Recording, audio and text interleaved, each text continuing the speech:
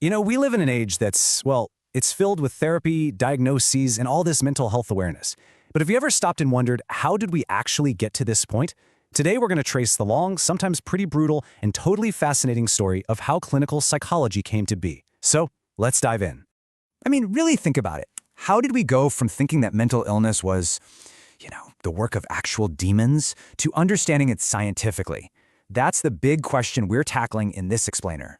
And what's so fascinating is that this entire history, it's really a story about two huge forces crashing into each other.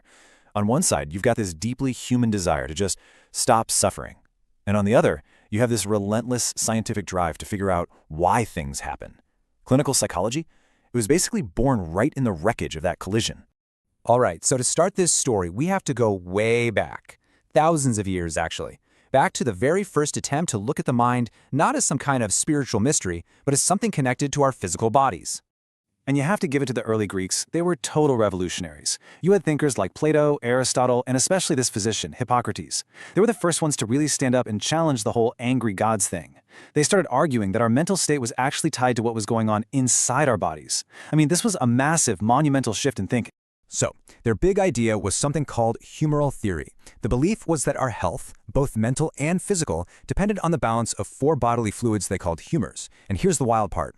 They thought that an excess of black bile, for example, was what caused melancholy. That word, melancholy, it's literally the direct ancestor of our modern idea of depression. Pretty incredible, right?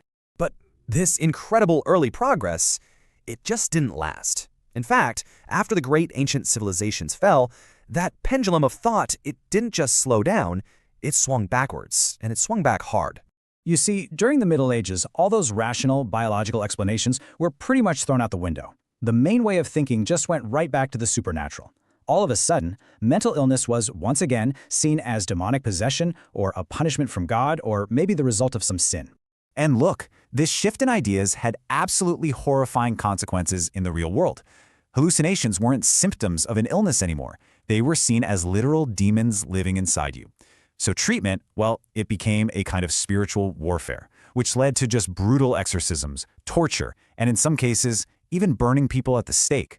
Okay, so next up is the Renaissance. And you'd think, right, a period of incredible rebirth in science and art. Surely that would help things. But it actually created a brand new and pretty dangerous problem when it came to understanding the human mind. So the philosopher René Descartes came along and introduced this idea of dualism, basically that the mind and the body are two totally separate things. And the unintended consequence of this was just huge. You had medical science racing forward, exploring every inch of the body. But the mind, it was now considered something separate, something unscientific, and so it just got left behind, completely ignored by the medical world. So if medicine wasn't going to treat the mind, what was society's solution for people who were suffering?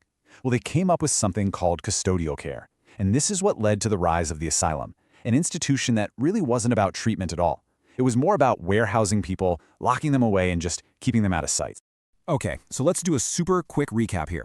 We started with the biological model way back in antiquity, then swung back to the supernatural fears of the Middle Ages, and now we've landed in the Renaissance's custodial model, where the mind was basically just locked away. Got it? Good. But then came the 19th century, and with it, a genuine revolution. Seriously, this is the moment where the ideas that form the foundation of everything we know about modern mental health care finally start to take shape. And progress just exploded, moving forward on these two parallel tracks at the same time. On the biological track, you had Louis Pasteur's germ theory, proving that diseases had actual physical causes. But on the psychological track, you had people like Benjamin Rush introducing this completely radical idea that people with mental illness weren't just outcasts to be locked away. They were patients who needed care. This new way of thinking sparked something called the moral treatment movement, led by pioneers like Philippe Pinel over in France. And what he did was incredible. He literally transformed the asylum from a madhouse, and a place where people were chained to walls, sometimes for decades, into a hospital, a place where the goal was finally humane care. And the impact of this, it was just staggering. Get this, before Pinel's reforms, the mortality rate within the first 2 years at one of Paris's biggest asylums was 60%. 60! Being admitted was basically a death sentence. But after Pinel went in, removed the chains, and just treated people with basic human compassion, that mortality rate plummeted to just 10%. It proved something incredible, that dignity itself could be one of the most powerful forms of medicine.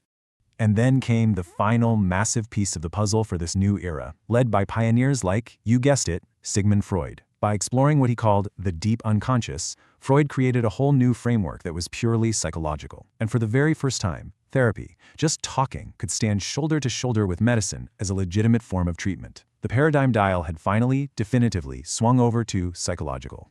So there you have it. From those ancient biological theories, through the dark times of medieval superstition, past that weird mind-body split in the Renaissance, and into the incredible, humane awakening of the 19th century, this long, winding, and often brutal journey is what finally gave birth to the field we now call clinical psychology.